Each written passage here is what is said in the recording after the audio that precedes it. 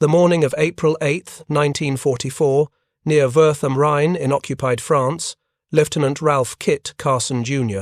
pushed the twin throttles of his Lockheed P-38 Lightning forward. The twin-boomed fighter, one of the most distinctive aircraft ever designed, bore the markings of the 20th Fighter Group, 55th Squadron. Designation 42-68347. Its nickname, painted just below the left canopy, Slow Mo Shun. Carson was returning from an escort mission accompanying B-17 flying fortresses, attacking industrial targets deep within German territory. His mission had gone successfully. Bombers had struck their targets, formations had remained relatively intact, and escorts had accomplished their primary objective, protecting the bombers from German fighter interception. The flight back toward England should have been routine, but in the fractured light of a spring morning, with fuel gauges reading lower than anticipated after extended combat maneuvers above 25,000 feet, Carson found himself separated from his squadron in deteriorating weather. Navigation error, a combination of cloud cover and unexpected wind, had disoriented him. What he believed was the channel, the stretch of water separating occupied France from friendly England, lay ahead. He descended through the overcast, searching for landmarks that would reorient him. Below the clouds, the landscape revealed he had made a terrible miscalculation. Instead of the familiar coastline leading to friendly territory, unfamiliar terrain spread beneath him. German territory. Desperate for fuel, recognizing his navigation error had placed him in mortal danger, Carson spotted an airfield through a break in the clouds, what appeared to be a German military installation, with fuel reserves insufficient for the flight back to England. With no other viable options, Carson made the decision that would dramatically alter the course of German fighter development. He reduced power, lowered his landing gear, descended toward the airfield, and set down his P-38 Lightning on German-controlled soil. As the twin Allison engines wound down to silence, as German ground personnel surrounded his distinctive twin-boomed fighter, Carson climbed from the cockpit to face his captors. He had delivered one of America's most advanced and carefully guarded fighter aircraft directly into German hands, intact, fully functional, and ready for examination. Second, Lieutenant Ralph Carson Jr. would spend the remainder of the war as a prisoner of war. But his P-38 Lightning would embark on a journey that would profoundly shake German assumptions about American aircraft capabilities and force German engineers and pilots to confront design approaches that contradicted fundamental principles of Luftwaffe fighter development philosophy. If you're enjoying this deep dive into the story, hit the subscribe button and let us know in the comments from where in the world you are watching from today. By 1944, the Luftwaffe had been engaged in extended aerial combat against American and British forces for months. Intelligence reports about American fighters had accumulated throughout the preceding years. Fragmentary accounts from combat encounters, technical information derived from crash site examination, and second-hand reports from intelligence sources of varying reliability. What German Air Command desperately needed was comprehensive, systematic knowledge about the most advanced American fighters currently being deployed against German forces. The Lockheed P-38 Lightning represented the cutting edge of American single-seat fighter design. It had first flown in 1939, had entered service with the U.S. Army Air Forces in 1941, and by 1944 it constituted a significant portion of American fighter strength in both European and Pacific theaters. The aircraft's radical twin-boomed configuration set it apart visually from every other fighter in the world. Where conventional fighters featured a single fuselage housing the pilot, engine, and armament, the P-38 positioned its twin Allison 5 1200 engines in separate booms connected by a central wing. The pilot sat in a central nacelle between the booms with an unobstructed bubble canopy, providing exceptional visibility in all directions. Each engine boom mounted a landing gear member, eliminating the complex tricycle landing gear of conventional fighters. The armament consisted of 4 50-caliber machine guns and one 20mm Hispano cannon, all mounted in the nose of the central nacelle around the pilot, creating unprecedented firepower concentration. The design reflected engineering thought from a company that had built reconnaissance aircraft, transports, and advanced experimental aircraft, bringing design philosophy from those experiences to fighter development. Lockheed engineers, led by Clarence Kelly Johnson, one of America's premier aircraft designers, had created an aircraft that embodied distinctly different priorities from conventional fighter design. Rather than minimizing weight and optimizing turn performance like German fighters, the P-38 maximized performance across a broad envelope, emphasized pilot survivability, and integrated the latest aeronautical research into practical design. The twin-boom configuration provided numerous advantages that German engineers would soon discover. The separation of engines into individual booms meant loss of a single engine would not result in catastrophic handling problems. The large rudder mounted between the booms could counteract single-engine thrust asymmetry far more effectively than conventional single-tail designs. The central nacelle fuselage could be designed as a weapons platform rather than as a structure for housing an engine. The configuration allowed exceptional firepower to be mounted where the pilot could observe and aim it directly. When the Luftwaffe recovered Carson's P-38 Lightning, German intelligence recognized immediately what they possessed: a pristine example of America's most advanced fighter aircraft. Not a battle-damaged wreck salvaged from a crash site, not a partially destroyed machine requiring reconstruction. A complete, fully operational aircraft delivered as if by diplomatic courier. German salvage teams examined every component with meticulous care. Unlike many captured aircraft that required extensive repair, Carson's Lightning demanded only routine maintenance before beginning systematic evaluation. Within 48 hours, ground crews had refueled the aircraft with captured American fuel, performed pre-flight checks, and prepared the machine for flight test. A Luftwaffe test pilot, selected for his experience and skill, climbed into the central nacelle cockpit, started the twin Allison engines, and prepared for the first German evaluation flight. The immediate impressions upon entering the cockpit stunned the German test pilot.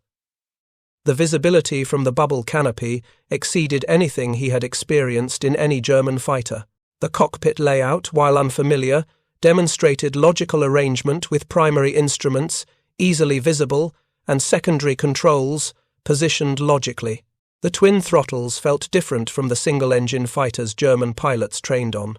The yoke control seemed oversized by German standards, more suited to large transport aircraft than to a fighter, but once airborne the pilot immediately understood the design rationale. The P-38's handling characteristics at moderate speeds and lower altitudes impressed the German test pilot. The aircraft responded predictably to control inputs. Aileron forces were moderate and well harmonized.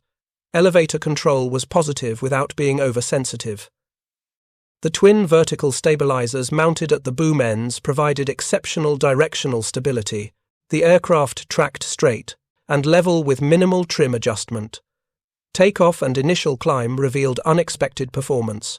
The German test pilot advanced the throttles smoothly.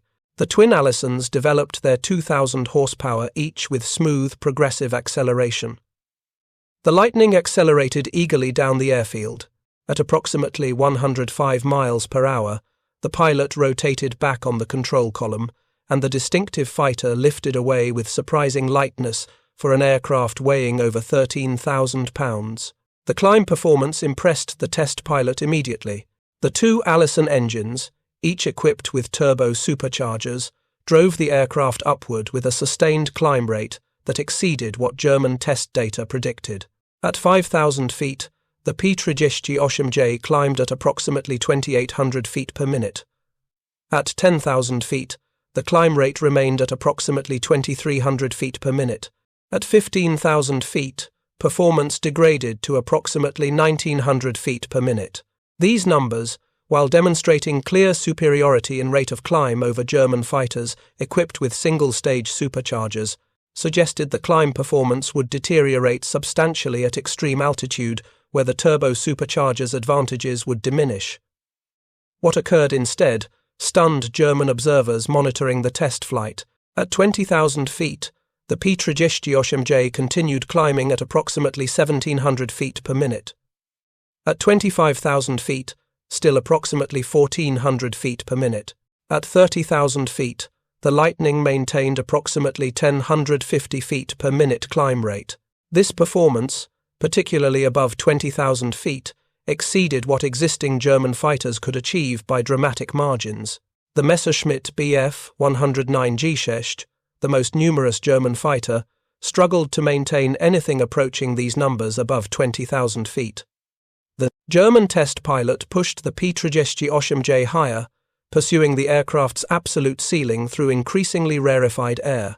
At 35,000 feet, the climb rate had reduced to approximately 450 feet per minute, but the aircraft remained responsive and controllable. At 37,000 feet, climb performance degraded to barely 100 feet per minute, but the aircraft could still climb. At approximately 38,000 feet, a phenomenon occurred that fascinated the German pilot.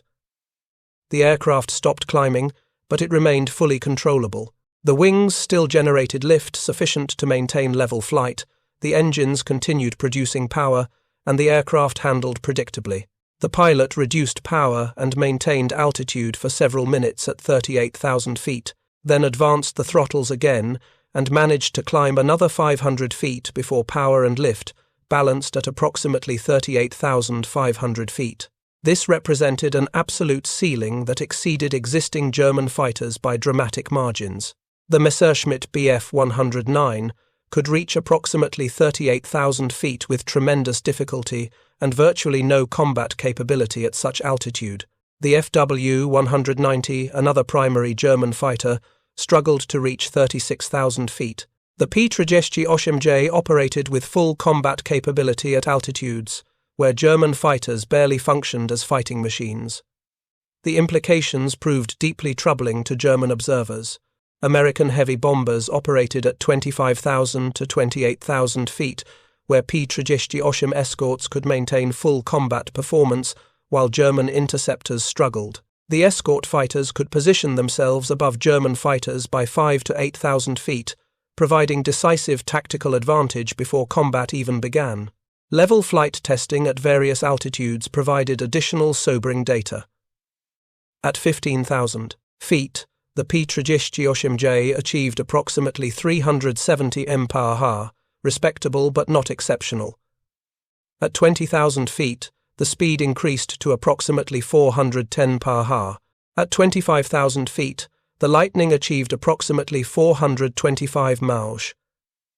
These speeds matched or slightly exceeded German fighter performance at comparable altitudes, but when testing proceeded to 30,000 feet, the performance differential became decisive. The P-38 achieved approximately 430 mph at 30,000 feet, while contemporary German fighters struggled to exceed 380 mph at similar altitude. This 40 to 50 mph speed differential at extreme altitude proved tactically decisive. German interceptors could not catch P-38 escorts operating at high altitude.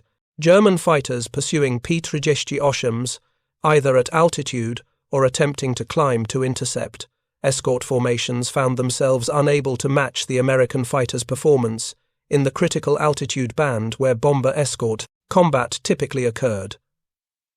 The German test pilot evaluated climb performance in detail. Starting from 15,000 feet, the P-38 and a Messerschmitt Bf 109G, participating in mock evaluation, climbed simultaneously. At 20,000 feet, the P-38 had established a clear altitude advantage and continued climbing, while the Bf 109 continued ascending.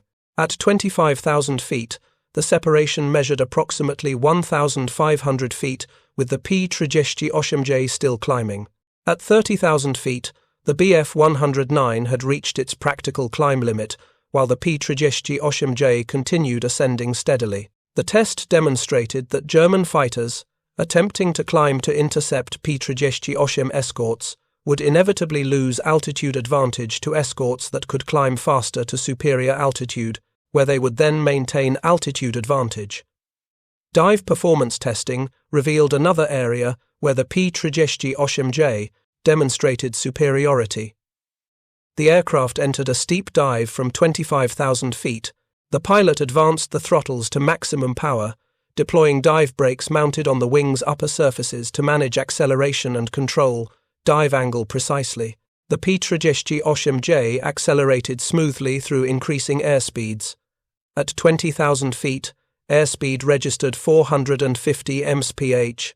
At 15,000 feet, approximately 520 mph. The German test pilot noted that at high speed, the control forces increased substantially, requiring firm pressure on the control yoke to manage the dive. The P-38's large control surfaces and sophisticated design managed the high-speed aerodynamic loads without exhibiting the flutter or control reversal problems that plagued some aircraft at extreme speeds. The pilot initiated recovery, pulling back firmly on the control yoke. The P-38 transitioned smoothly from dive to level flight without structural failure, flutter, or control difficulties. German observers noted that pursuit of a diving P-38 would be extremely difficult. German fighters simply could not match the Lockheed's diving speed and maintaining control during recovery. Maneuverability testing produced expected results with important caveats. At low to moderate speeds and altitudes, the P-38 could not match the turn performance of lighter German fighters. The Bf-109, with its leading-edge slats and relatively light wing loading, could outturn the Lightning in sustained turning combat. This was expected. The P-38 weighed significantly more than German fighters, and this weight disadvantage manifested clearly in slow-speed turning performance. However, German test pilots noted several important factors that modified this performance advantage. At speeds above 270 mph, the P-38's superior roll rate allowed it to reverse direction faster than German fighters could sustain turns. The American fighter could execute rapid aileron rolls, changing flight direction through inverted flight and rollout, covering greater distance but changing heading faster than conventional turning. This different fighting technique reflected the P-38's design philosophy. Rather than optimizing for tight turns like German fighters, the P-38 emphasized energy retention, rapid reversals at higher speeds, and utilization of altitude and speed advantages to dictate combat geometry. German pilots trained to fight in slow-speed turning combat discovered that P-38 pilots, if properly trained and tactically proficient, would refuse such engagements. P-38 pilots would extend away using superior speed at high altitude, maintain altitude advantage, and attack from advantageous energy states. German fighters pursuing P-38s attempting to force turning combat would find themselves at severe disadvantage, unable to catch retreating P-38s, and forced to fight at P-38 pilots' chosen altitude and speed, where American advantages were decisive. The most profound discovery German test pilots made involved the P-38's sophisticated systems integration. The turbo-supercharger system, mounted in the tail boom of each engine, incorporated intercoolers that cooled compressed air before entering the engine's supercharger, maintaining superior efficiency at altitude. The system operated automatically through complex mechanical linkages and hydraulic actuators, requiring minimal pilot adjustment. This represented engineering sophistication that German industry had never successfully implemented in production fighters. German experiments with turbo-supercharging had encountered persistent problems with complexity, reliability, and maintenance difficulty. The P-38 demonstrated that American industry had solved these challenges successfully. The automatic flight control systems, particularly the autopilot and flight control interconnections, impressed German engineers. The P-38 incorporated electrical systems far more extensively than German fighters. Landing gear retraction was electrical. Trim systems were electrically adjustable. Fuel system management involved electric pumps and cross-feed valves.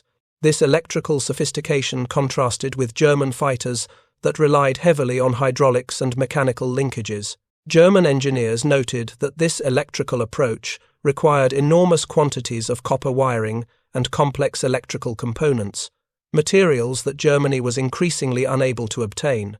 The 20mm Hispano cannon, mounted in the P-38's nose and fed by ammunition belts running through the fuselage, represented another area of American sophistication. The cannon functioned reliably and could sustain sustained fire without jamming or malfunction. German cannons frequently suffered reliability problems. The 450 caliber machine guns, synchronized to fire through the propeller arcs without hitting the advancing propeller blades, represented American mass production capability at its finest. Every weapon mounted in the nose meant the pilot could observe the point of aim directly, essential for accurate gunnery in combat. German fighters typically mounted armament distributed across wings and fuselage, making accurate aiming difficult. The P-38's centralized armament installation reflected careful tactical thinking about combat requirements. German technical teams disassembled components of the captured Lightning to study manufacturing techniques. The Allison 51200 engines received meticulous examination. German engineers noted the precision manufacturing, tight tolerances, and quality materials throughout.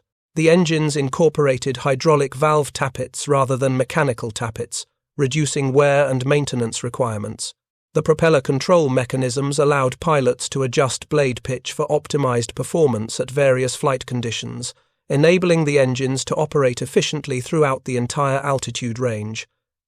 This sophistication contrasted with German engines where propeller control was often manual or limited in capability. The landing gear assembly, though unconventional in its twin-boom configuration, demonstrated excellent engineering. The main gear members retracted outward into the engine booms, reducing parasitic drag when extended. The retraction mechanism operated smoothly and reliably. German observers noted that the P-38's landing gear arrangement eliminated the complex nose gear linkages that German single-boom fighters required. The structural analysis of the P-38J revealed American design philosophy emphasized redundancy, safety factors, and structural integrity over minimum weight. The wing structure incorporated robust spars and excellent load distribution. The fuselages, both the central nacelle and the engine booms, were overbuilt by German standards, creating structures that could absorb substantial battle damage and remain controllable. German test pilots noted that damage assessments indicated a P-38 could sustain wing damage that would destroy a Bf-109 and still return to base. The cooling system, managing heat from twin engines in a relatively compact airframe, demonstrated sophisticated heat exchanger design and routing. The radiators, mounted in the engine booms below the engines, functioned as an integral part of the airframe structure. This integration of systems throughout the airframe reflected careful planning and sophisticated design that transcended simple performance optimization. One discovery that particularly impressed German observers involved the P-38's exceptional glide performance. With both engines shut down, the P-38J could maintain level flight or shallow descent from considerable altitude, gliding long distances. A pilot experiencing engine failure from enemy fire or mechanical problems could typically glide to friendly territory or seek a suitable landing area. This represented exceptional design achievement, improving pilot survival probability dramatically compared to fighters that required engine power to maintain level flight. The cockpit workspace demonstrated American emphasis on pilot comfort and operational efficiency. The seat was spacious and adjustable in multiple directions. The canopy provided unobstructed forward, side, and rear visibility. Instrument panels displayed information logically organized by function. Controls were positioned within easy reach. The design reflected careful attention to reducing pilot workload, allowing concentration on tactical situations rather than struggling with aircraft systems management. German test pilots noted this thoughtful cockpit design contrasted sharply with their own fighter designs, where cockpit space was minimized, visibility was restricted by heavy framing, and instrument placement often seemed illogical. The American emphasis on operational ease and pilot comfort reflected different design priorities, where creating aircraft that were relatively easy to fly and maintain superseded the pursuit of maximum performance. After 6 weeks of intensive evaluation at Rechlin, the test center produced a comprehensive technical report classified for distribution only to senior Luftwaffe commanders. The assessment proved remarkably candid. The P-38 Lightning represented a fundamentally different design philosophy than German fighters. Where German designs pursued maximum performance through efficiency and minimum weight, the P-38 emphasized capability across a broad envelope, structural strength, and operational practicality. The P-38's principal advantages resided in high-altitude performance, climb rate above 20,000 feet, diving speed, and altitude ceiling. The aircraft could operate at altitudes where German fighters barely functioned as fighting machines. The armament concentration, centralized in the nose for direct pilot observation, proved superior to distributed wing armament. The structural strength and durability enabled P-38 pilots to absorb battle damage that would destroy lighter fighters. The primary P-38 limitation involved slow-speed turning performance where the aircraft could not match light German fighters. However, this limitation could be overcome through superior energy management, maintaining speed and altitude advantage, and refusing slow-speed turning combat. German pilots properly trained on P-38 tactics and recognizing the American fighters' advantages would stand a significantly better chance of survival. The report concluded that existing German fighters required substantial improvements to remain competitive with P-38 formations, particularly at high altitudes. The natural response to high-altitude American fighter superiority would be accelerated development of German fighters capable of matching P-38 performance. Development programs for improved Bf-109 variants, incorporating refined engines and aerodynamic improvements, were already underway. The FW-190D variant, featuring an inline engine rather than the radial engine of earlier FW-190 models, promised substantial altitude improvements. However, these programs required years to complete and testing to confirm capability. Germany did not possess years. The strategic air offensive against Germany intensified throughout 1944. Heavy bomber formations, escorted by P-38 Lightnings and other fighter types, struck German industrial targets with increasing frequency and accuracy. The P-38's exceptional range, particularly with external drop tanks, enabled escort fighters to accompany bombers throughout entire missions deep into Germany and back to bases in England. The combination of bomber altitude, escort superiority at altitude, and continuous escort coverage throughout missions meant German fighter interception forces faced overwhelming disadvantage. The captured P-38 Lightning became the centerpiece of a comprehensive Luftwaffe pilot training program. After completing evaluation testing, the aircraft was transferred to the Wanda Circus Rosarius, the specialized unit commanded by Major Theodor Rosarius that had been established in 1943 to conduct tactical and familiarization training using captured Allied aircraft. The Wanda Circus maintained an inventory of captured Allied fighters, including P-38 Lightnings, P-47 Thunderbolts, P-51 Mustangs, and Supermarine Spitfires. The unit operated as a traveling demonstration and training facility, visiting Luftwaffe fighter bases across Germany and occupied territories to educate frontline pilots about Allied aircraft capabilities. The program represented a systematic attempt to counter Allied advantages through tactical innovation and pilot training, informed by direct experience with enemy aircraft. The P-38J captured from Lieutenant Carson was repainted in standard Luftwaffe camouflage and bore the identification code 9+LC, part of the Wanda Circus's standardized marking system for captured aircraft used in training and demonstrations. The distinctive twin booms and central nacelle made the P-38 unmistakable even from a distance. When the Wanda Circus arrived at fighter bases throughout 1944 and 1945, the appearance of a P-38 Lightning bearing German markings created surreal and memorable impressions. Pilots assembled to observe a captured American fighter that embodied capabilities they faced regularly in combat.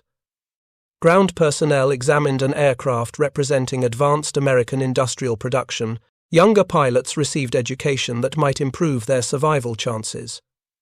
Flight demonstrations began with the captured P-38J taxiing past assembled Luftwaffe personnel. The aircraft's distinctive configuration created unforgettable visual impressions. Then came takeoff and initial climb demonstrations. A Luftwaffe test pilot would advance the twin throttles and accelerate the P-38J down the runway. The acceleration was smooth and powerful. The distinctive aircraft lifted away and climbed steadily while assembled German pilots watched. Climb to altitude demonstrations proved particularly impressive to Luftwaffe observers. The P-38J would climb from the airfield to 10,000 feet, then 15,000 feet, then 20,000 feet, the climb rate remaining strong where German fighters would have been struggling. At 25,000 feet, the P-38J would continue climbing, while Messerschmitt Bf 109s or Focke-Wulf FW 190s orbited below, their climb performance completely inadequate to reach the altitude where the American fighter operated comfortably. The demonstration made undeniable the altitude performance gap. German pilots could not catch P-38 escorts operating at high altitude. They could not climb fast enough to establish altitude advantage. They could not maintain combat capability at extreme altitudes where bomber escort combat typically occurred. The speed demonstrations revealed P-38 capabilities at altitude. A test pilot would accelerate the Lightning to maximum speed at 30,000 feet, achieving velocities that German fighters couldn't match. Turning demonstrations showed both P-38 strengths and limitations. At low altitude and moderate speed, a Bf 109 would demonstrate superior turning performance, suggesting German pilots retained advantages in that flight regime. Then came the high-speed turning demonstration. At speed above 300 miles per hour, the P-38J would reverse direction through rapid aileron rolls, changing heading faster than the German fighter could sustain conventional turns. The demonstration showed graphically how combat tactics could overcome turning performance disadvantages. If German pilots forced slow-speed turning combat, they might achieve advantage, but competent P-38 pilots would refuse such engagements, maintaining speed and altitude advantage, dictating combat geometry, and fighting at conditions where American advantages proved decisive. Mock combat sessions between P-38s and German fighters provided invaluable tactical training. Selected Luftwaffe pilots would engage captured Lightnings in carefully supervised mock combat under observation by other pilots and instructors. These engagements, conducted at lower altitudes, where structural limits permitted aggressive maneuvering without risk of exceeding aircraft design limits, demonstrated specific tactics. German pilots attempted to force slow-speed turning combat where their fighters' maneuverability advantages could be exploited. P-38 pilots would refuse such combat, extending away using superior speed to create separation, then reversing to attack from energy advantage. The tactical lessons proved clear. Fighting a competent P-38 pilot required specific approaches. Avoid high-altitude combat. Avoid direct engagement where P-38 advantages proved decisive. Seek engagement at lower altitudes, where German maneuverability advantages could be exploited. Accumulate numerical advantage before attacking. Utilize surprise and positioning advantage. These lessons circulated through Luftwaffe units as pilots completed training with the Wanderzirkus and returned to operational squadrons to share knowledge with fellow pilots. While tactical training improved German pilot preparedness and potentially improved survival probability, it could not overcome the fundamental performance advantages the P-38 Lightning possessed at the altitudes where strategic air war combat typically occurred. If you find this story engaging, please take a moment to subscribe and enable notifications. It helps us continue producing in-depth content like this. German pilots who flew captured P-38s or participated in mock combat training acquired a realistic understanding of tactical advantages and disadvantages. Combat statistics from 1944 and 1945 demonstrated the P-38's effectiveness. Between January 1944 and August 1945, P-38 Lightnings achieved confirmed aerial victories exceeding 1,400 German aircraft, with numerous additional destroyed on the ground through strafing attacks. P-38 losses to German fighters numbered substantially lower, reflecting the aircraft's performance advantages at altitude, pilot training advantages as American pilot quality improved, while German pilot quality declined, and German reluctance to engage P-38 formations in decisive combat. The strategic bombing campaign over Germany succeeded substantially because P-38 escorts, combined with P-47 Thunderbolts and P-51 Mustangs, achieved air superiority over German territory. This air superiority enabled bomber formations to strike targets with minimal fighter escort losses and maximum target accuracy. Without this fighter escort capability, the strategic air offensive would have been catastrophically expensive, perhaps operationally infeasible. The P-38's exceptional range meant escorts could accompany bombers from England throughout missions deep into Germany and return safely. German fighters could never achieve the window of opportunity to attack unescorted bombers that had characterized earlier bombing campaigns. Every bombing mission featured fighter escort throughout. German interceptor forces faced overwhelming tactical disadvantage, having to fight through escort formations to reach bombers, suffering losses they could not sustain, and ultimately proving incapable of protecting German cities and industry from aerial bombardment. Production statistics revealed the magnitude of American advantage. By 1944, American P-38 production reached 1,000-plus aircraft monthly from multiple factories. Germany produced all fighter types combined, numbering approximately 3,000 monthly. German industry simply could not replace losses at rates American production replaced them. Achieved favorable kill ratios, and they did not. German forces could not win an attrition war against American production capacity. The captured P-38 Lightning, serial number 42-68347, served the Wanda Zirkus Rosarius for approximately 18 months after being transferred to the unit in mid-1944. The aircraft traveled extensively across Germany and occupied territories, visiting multiple airfields where it conducted demonstrations and training flights. The exact circumstances of the aircraft's loss remain uncertain from available documentation. Some sources suggest the aircraft was destroyed in a bombing raid against an airfield where it was stationed. Other accounts indicate it was deliberately destroyed by retreating German forces to prevent recapture by advancing Allied armies. Possibilities include mechanical failure resulting in a fatal crash. The ultimate fate of the aircraft matters less than the operational history and the knowledge that German pilots and engineers derived from examining, testing, and flying the captured Lightning. The P-38 represented American design philosophy at its most distinctive. Rather than attempting to compete with German fighters at their preferred engagement parameters, American designers created an aircraft that excelled at the specific requirements of the strategic air war then consuming Europe. High-altitude performance, long range, considerable firepower, structural durability, and operational reliability superseded the pursuit of maximum turn performance or minimum weight.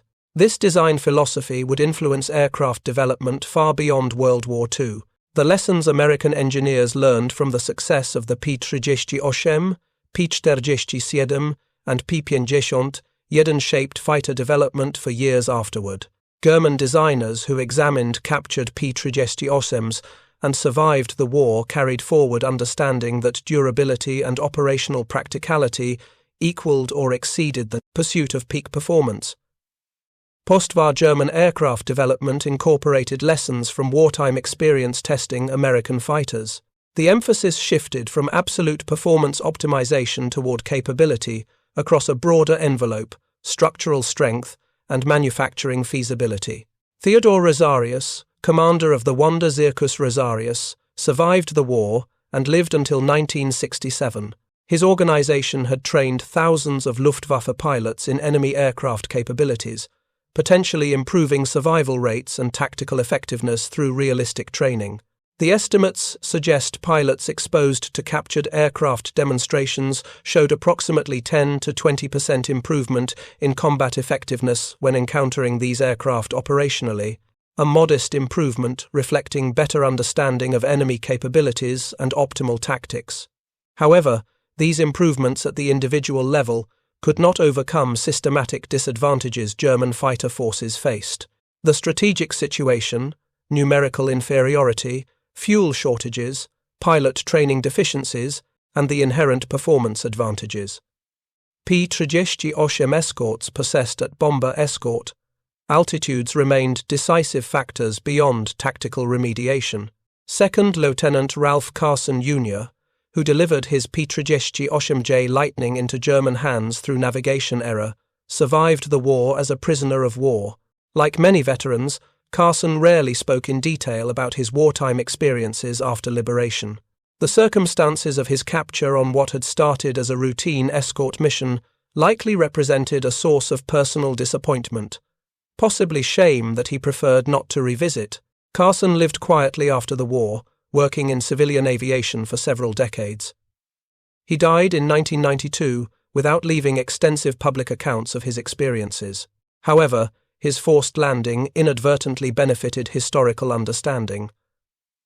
By delivering a pristine P-38 to German evaluators, Carson provided German technical intelligence with a comprehensive understanding of cutting-edge American fighter design. The knowledge Germans gained was accurate and thorough. German test pilots documented P-38 capabilities, honestly, acknowledged American engineering excellence explicitly, and identified tactical approaches for engaging P-38s under favorable circumstances. But accurate intelligence about superior enemy capabilities provided limited practical benefit when German forces lacked the resources to develop competitive aircraft or the industrial capacity to produce sufficient quantities. The P-38 Lightning testing program demonstrated technical excellence in German military engineering. Luftwaffe test pilots approached evaluation with professional integrity, producing accurate technical assessments. German engineers systematically analyzed American design, approaches, and manufacturing techniques. German pilots received realistic training about combat tactics for engaging P-38 formations. Professional competence in evaluation and training could not overcome overwhelming strategic disadvantages. Germany faced an enemy producing military aircraft in quantities exceeding German total production while fighting on multiple fronts. Germany faced an enemy commanding vast industrial resources, access to strategic materials, and manufacturing sophistication that German industry could not match. Germany faced an enemy whose pilots trained for substantially longer periods, accumulated greater experience, and fought with ever-improving operational procedures and tactics. The captured P-38 Lightning served as a physical manifestation of these abstract strategic realities. Every system examined demonstrated engineering sophistication and manufacturing capability that Germany recognized it could not match.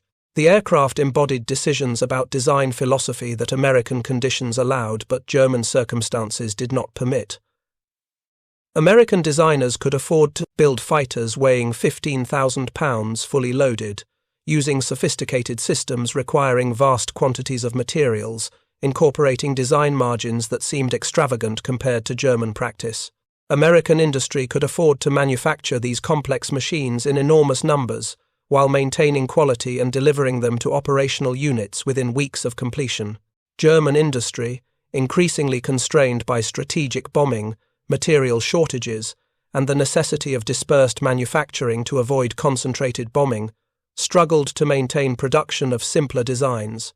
The captured P-38 forced acknowledgement that Germany faced not merely a quantitative disadvantage, but qualitative superiority in aircraft, training, and industrial capacity that no tactical innovation could overcome. The story of Luftwaffe test pilots confronting the P-38 Lightning parallels the broader German military experience during the latter stages of World War II across all theatres and services. Initial confidence in German technological superiority gave way to recognition that Allied forces possessed decisive advantages in multiple critical dimensions. Advanced aircraft design represented one manifestation of this broader advantage. American airframe design, excellence, engine development, Avionics sophistication, manufacturing capability, and pilot training combined to create air forces that German fighters encountered with decreasing success as the war progressed. The Luftwaffe conducted its evaluation of the P-38 with professionalism and technical competence. German pilots and engineers learned precisely what the American fighter could accomplish. This knowledge translated into tactical improvements that modestly improved German pilot survival probability and combat effectiveness. But knowledge alone could not reverse the strategic momentum that had begun turning decisively against Germany by the time Carson delivered his P-38J to Luftwaffe evaluators. The first lessons embedded in the P-38 Lightning extended beyond immediate tactical considerations to encompass broader questions about industrial capacity, technological sophistication, and the nature of modern warfare. The aircraft was manufactured by one of dozens of American aircraft manufacturers, producing fighters on a scale that surpassed all German fighter production combined. The engines were built by Allison, one of multiple American aero-engine manufacturers. The systems and components were sourced from specialized suppliers whose products reflected American manufacturing standardization and quality control. The aircraft was one of many advanced types being produced simultaneously. American forces fielded the P-38, the P-47, the P-51, the B-17, the B-29, and numerous other aircraft types, each representing significant engineering achievement. Germany, by contrast, was struggling to keep its fighter force equipped with adequate quantities of aircraft as losses mounted.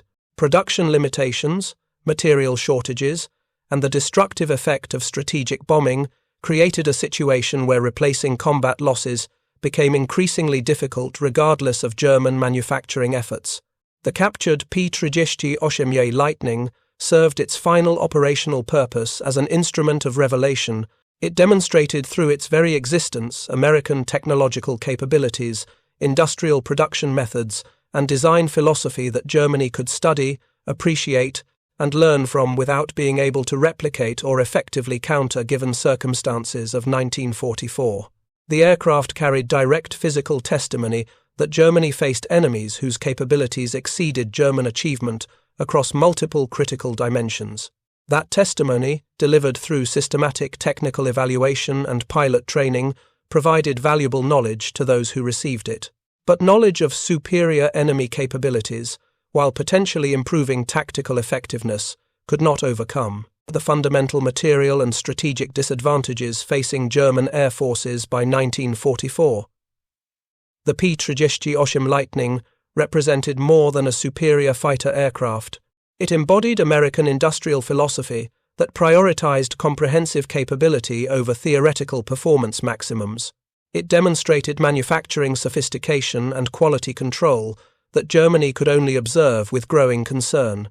It showcased pilot training standards that American forces could afford to maintain even while rapidly expanding operational forces. Every system aboard the P-38J testified to American advantage. The Allison engines, manufacturing excellence evident in every component, continued operating reliably and efficiently at altitudes where German engines struggled or failed. The turbo-supercharger system, so ingeniously designed that German engineers had never successfully replicated the concept, drove performance to altitudes beyond German fighter capability. The electrical systems, incorporating quantities of copper and complex components that German material shortages prevented matching, automated functions that German aircraft required manual pilot adjustment. The airframe construction, overbuilt by German standards with safety factors that seemed extravagant, enabled survival of battle damage that destroyed lighter fighters. The armament installation, concentrating devastating firepower in the nose for direct pilot observation, eliminated aiming difficulties that plagued distributed wing-mounted weapons. The fuel system capacity, enabling combat radius exceeding 200 miles with external tanks, transformed strategic possibilities. German fighters, severely limited in range, could defend territory but not extend combat reach beyond Germany's borders. P-38 escorts extended American reach across the entire European continent, and back to island bases. German test pilots and engineers recognized through direct examination and systematic evaluation that they faced not merely a better fighter aircraft, but evidence of an enemy possessing resources, technology, and manufacturing capability that vastly exceeded German achievement. The implications extended beyond the immediate question of aircraft performance to encompass fundamental questions about national capacity for sustained industrial warfare. Germany entered 1944 facing a strategic situation that had become progressively more precarious. The Soviet Union advanced from the east, maintaining assault despite enormous casualties and material destruction. The Allies invaded from the west, establishing beachheads in Normandy and expanding territorial gains. American industrial capacity, operating at maximum production, supplied military forces on multiple continents. British industry, though smaller than American production, maintained steady output supporting military operations globally. Against this strategic backdrop, the captured P-38 Lightning symbolized asymmetry that could not be bridged through tactical innovation or pilot training. German fighter pilots receiving training from the Wanderzirkus Rosarius learned how to fight P-38s optimally, how to exploit weaknesses, and how to coordinate with other German aircraft. These lessons, while valuable, addressed tactical questions when the German strategic situation presented problems that transcended tactics. Germany lacked a sufficient quantity of competitive fighters. German pilots reached operational units with inadequate training, typically 100 hours or less compared to American pilots arriving with 250 to 300 hours. German industry produced aircraft slower than American industry, replaced them through combat losses. German fuel supplies, critical limitation by 1944, restricted training hours and combat operations. German pilot losses exceeded replacement training capability. The captured P-38J, examined at Rechlin, evaluated by test pilots, analyzed by engineers, and employed for pilot training by the Wanderzirkus Rosarius, provided accurate intelligence about American capabilities. This intelligence proved strategically useless. Knowing precisely what the P-38 could accomplish did not enable Germany to build competitive fighters in sufficient quantity. Understanding optimal tactics for engaging P-38s did not provide German pilots with aircraft capable of executing these tactics effectively. Recognition that American fighters possessed decisive performance advantages at altitudes where bomber escort combat occurred crystallized understanding of Germany's strategic predicament. German forces could not prevent American bombers from reaching targets. German fighters could not achieve sufficient altitude advantage to force bombers into unequal combat. German interceptor forces faced continuous attrition, replacing losses increasingly difficult.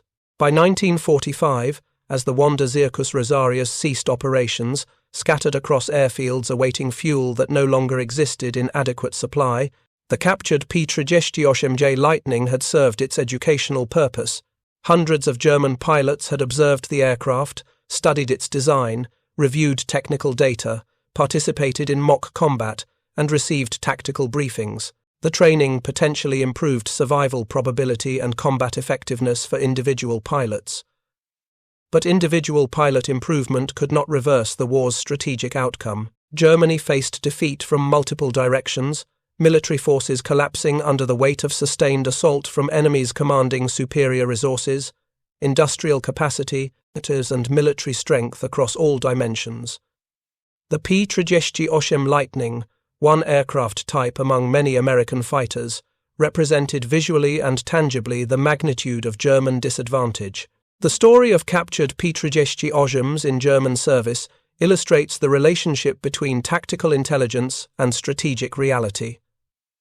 Luftwaffe officers approached their evaluation of captured American fighters with professionalism and technical competence. Test pilots documented performance characteristics accurately. Engineers analyzed design approaches systematically. Training programs translated technical knowledge into tactical instruction intended to improve pilot effectiveness.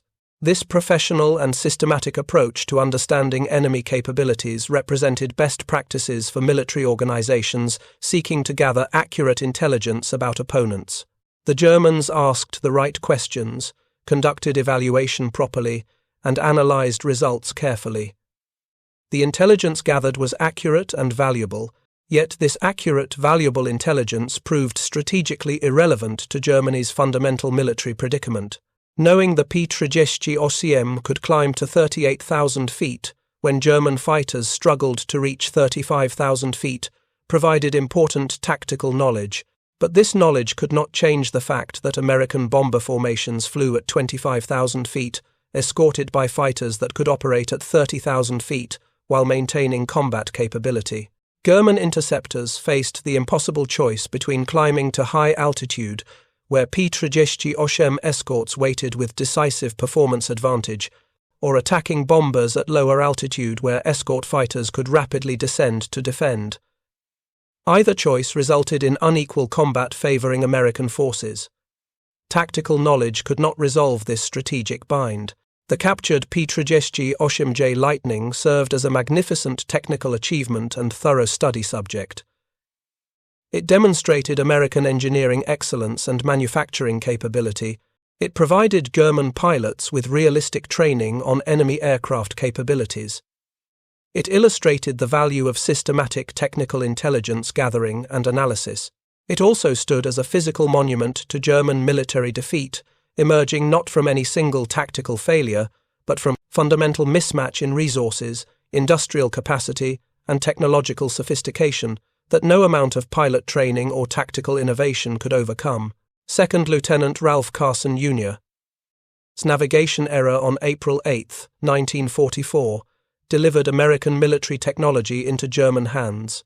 But even in possession of this technology, even understanding its capabilities completely, even training pilots thoroughly on optimal tactics, Germany could not transform captured knowledge into strategic advantage.